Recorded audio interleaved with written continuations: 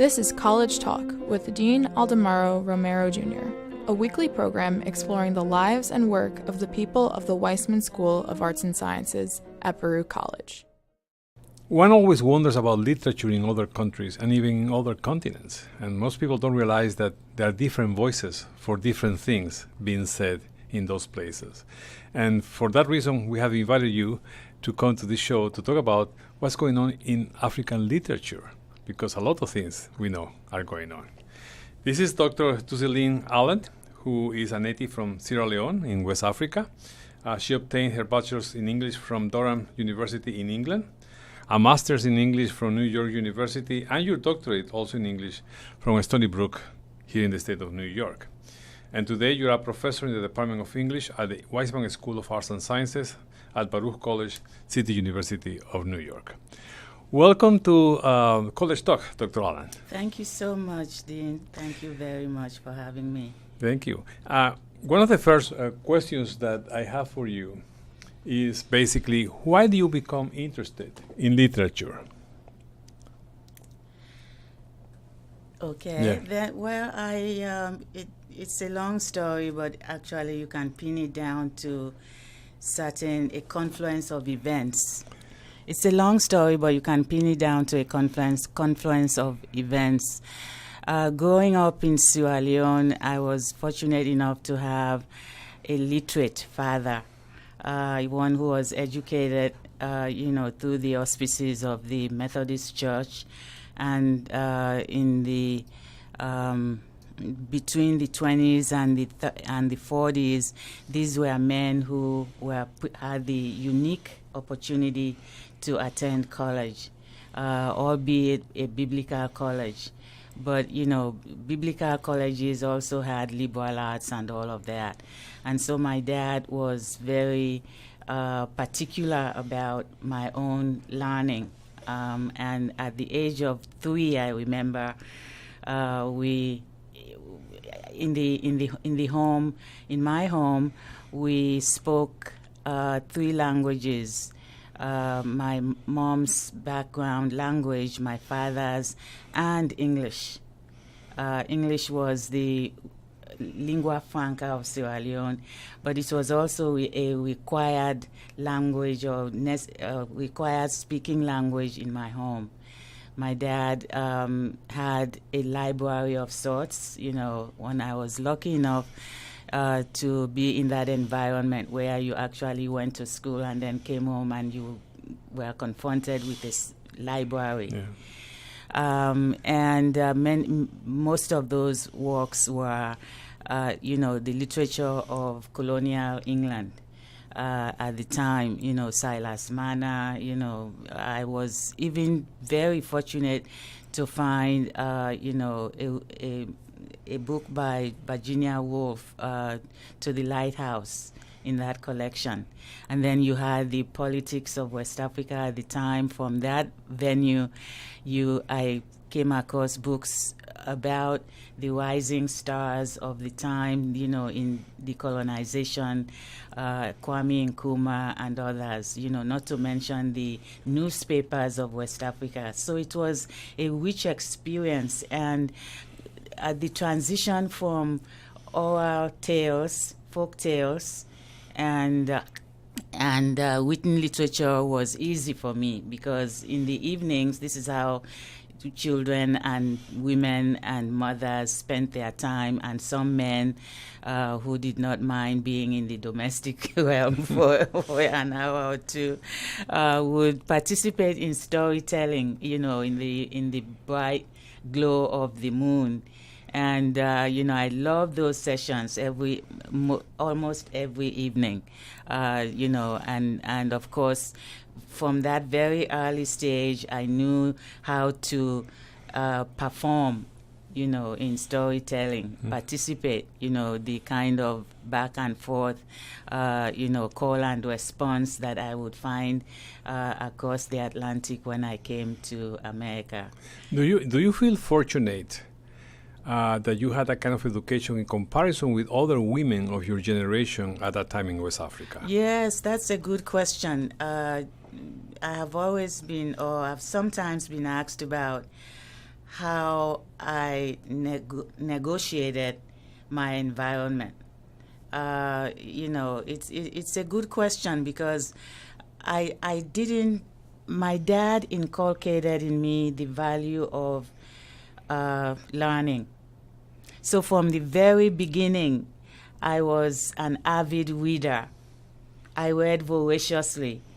I stood way ahead of my peers in school.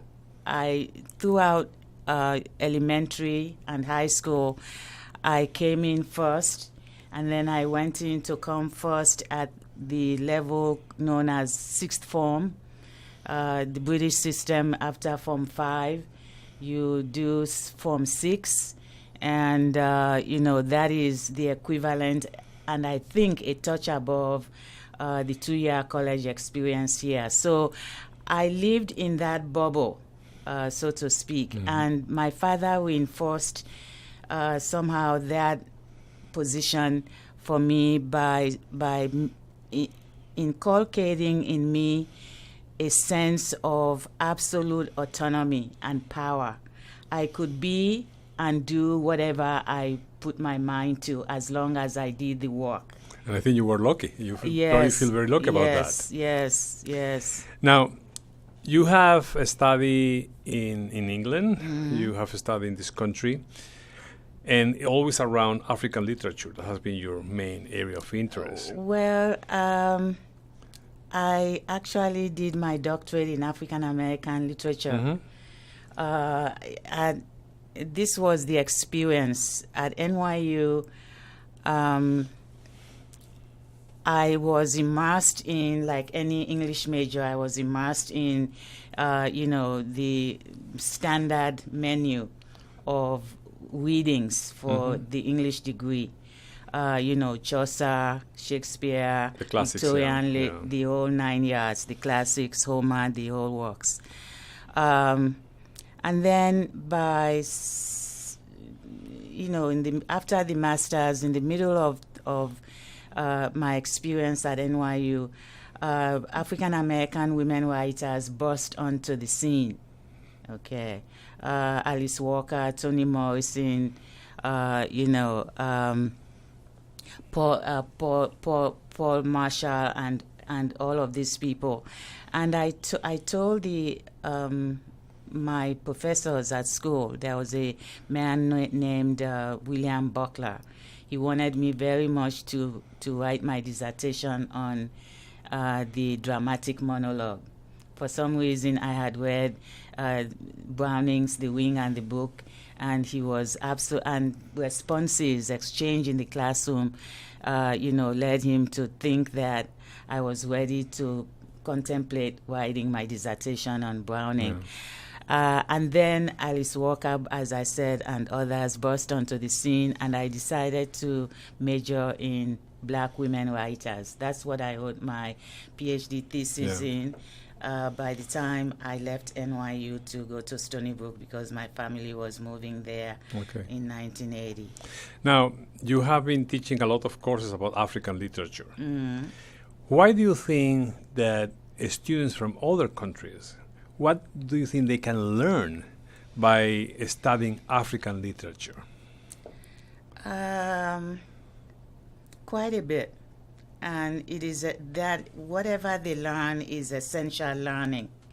Because first of all, before the word literature, you have the epithet African. Okay. And that has, almost had a perpetual presence in the New World. The idea of the African. Okay. When I taught African literature in other schools,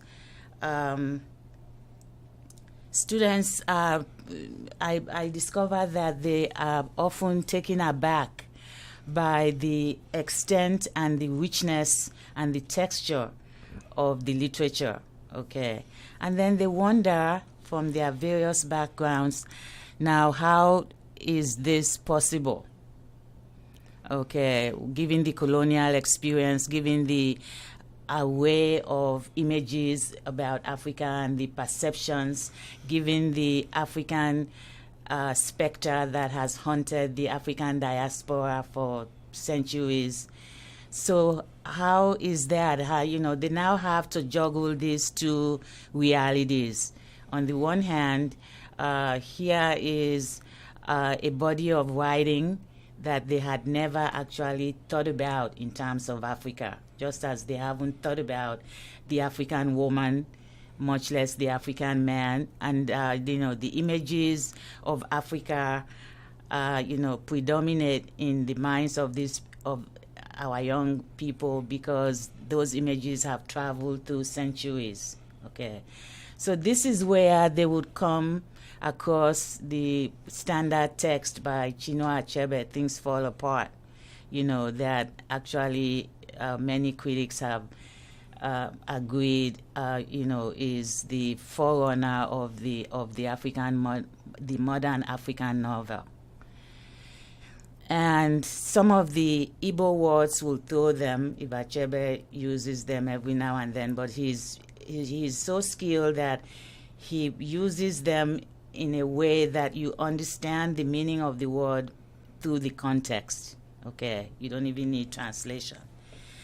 And so what I've done in the past is to provide context for the texts. Okay, Achebe's novel is dealing with decolonization, elements of it, or perhaps you would say the coming advent of the white man into Igbo land and the consequence of that. Okay. And I think that's tremendously important because for students who have even never been in West Africa, if you don't give them a context, they will never really understand what the writer is trying to say. Definitely, but the context moves beyond even just, histories of Africa. It goes to the extent of the influence of Africa as a signifier. Okay, that it is crucial to understand Africa and see it through the lens of creative writing, of imaginative writing, because Africa has been so influential in shaping the West. Yes.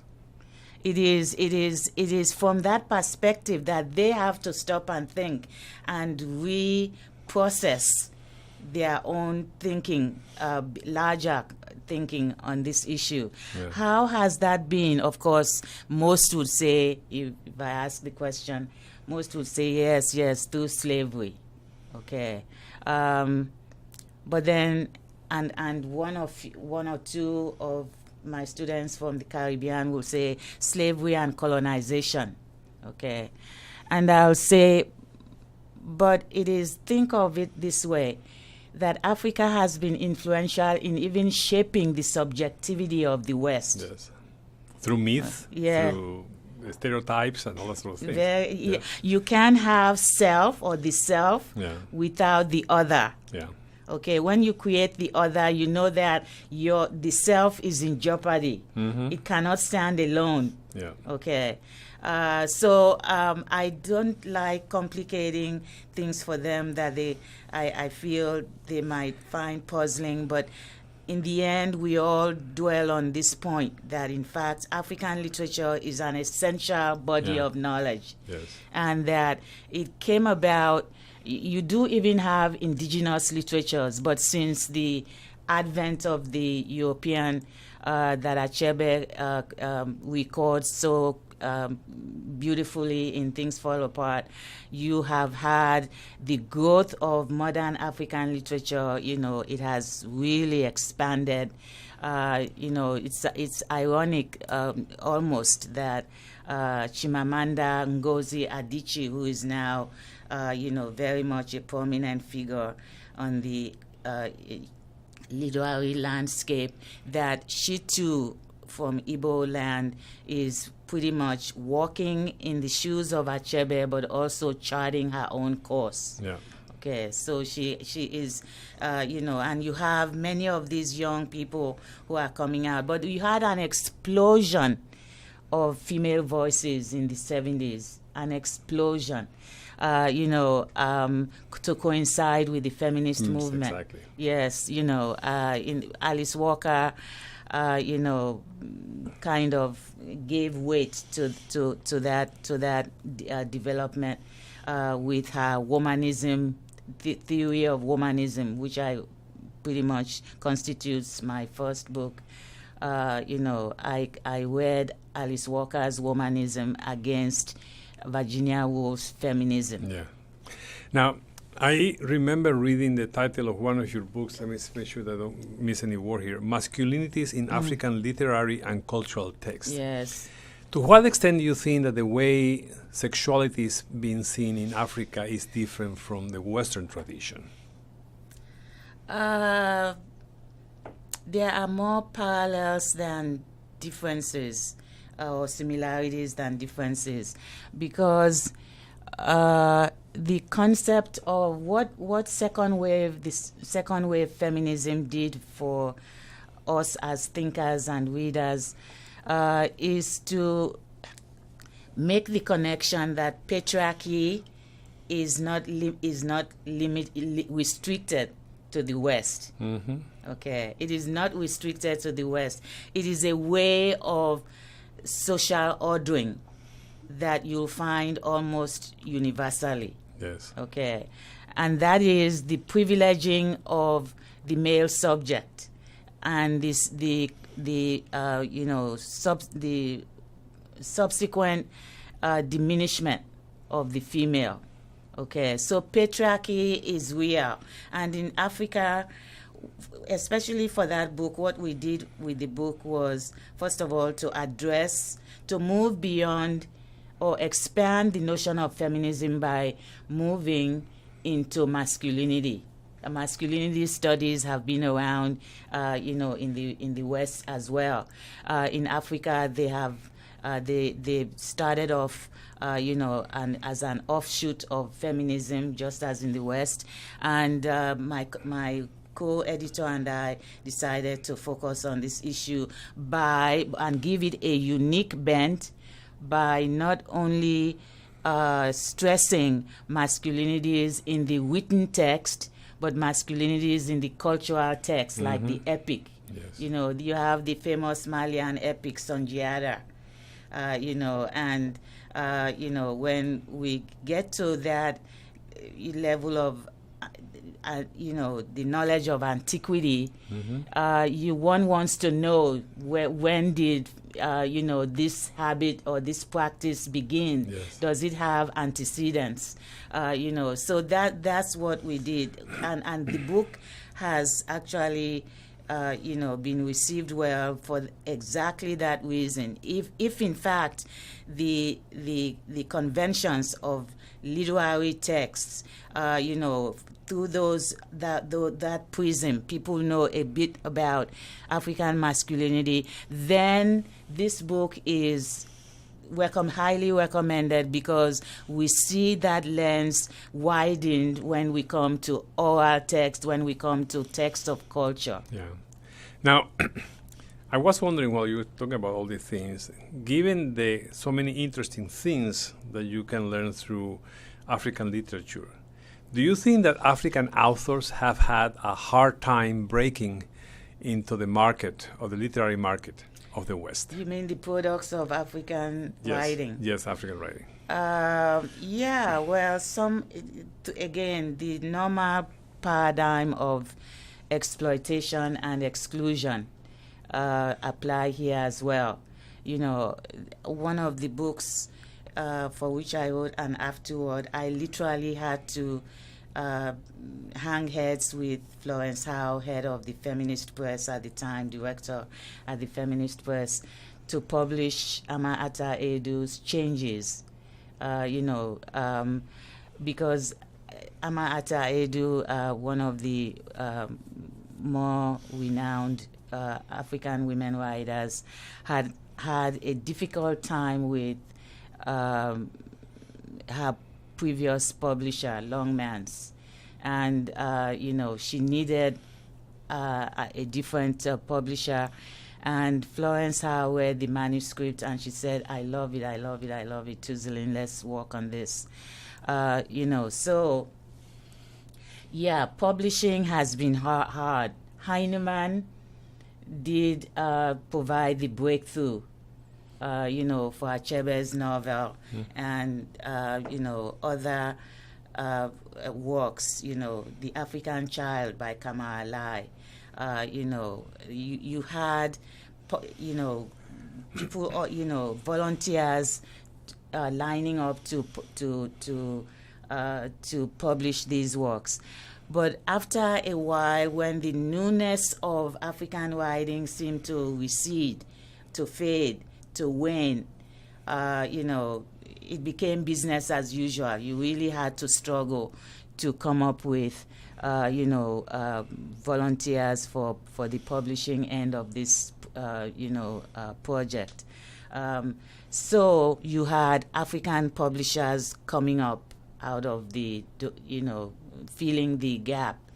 Third world publishers, for example, located in New Jersey. Kasahun Shikoli is the publisher for many, many years, of Ethiopian background. They stepped in. You had feminist publishers like Florence Howe and the Feminist Press. They published many books, by African writers. Zoe Wickham in South Africa, Ama Ata Edu in Ghana. And just as they had done in the case of African American literary texts, they stepped into the breach and did the heavy lifting there. Now, there is no question that the big event that happened throughout Africa in the 20th century was decolonization. And obviously, many authors changed the topics of what they're writing about around that particular event. But I was wondering if also the style by which African writers were writing also changed. Did they feel more free, more liberated in not having to follow a particular canon from the European powers that occupied those countries? Did they change in their style too? Very good question. Yes, clearly they did, or they had to, because decolonization also came with nationalism. Okay, the idea of promoting one's culture, and the idea of, in fact, constructing, meaning around the concept of nationhood. So the traditional, or if you want to track or trace the trajectory from orality to writing, you have the folktale episodic style. You have a dense amount of realism. Okay, the African novel came around realism. How does events in the book speak to events outside of the book? Okay, the idea of objectivity and so on. But it came closer to the magic realism, of Gabriel Garcia Marquez than just a narrative sequence. One of the things that I was pleasantly surprised about is the way in which they try to incorporate elements of the modern text. Okay, and the modern text, the modern novel, draws heavily from psychoanalysis, from the Freudian, analytic model. So the fact that they would attempt to did not allow too much room between the realistic novel and its variants, magic realism, to the psychological novel is really very, very telling. Yeah, absolutely. Very telling. Well, in the couple of minutes that we have left, I wanted to ask you, what is your next big project? I've been working on Virginia Woolf and racism for quite some time now. In fact, I'll be on leave to do some research, archival research at the Schomburg this semester. Okay. I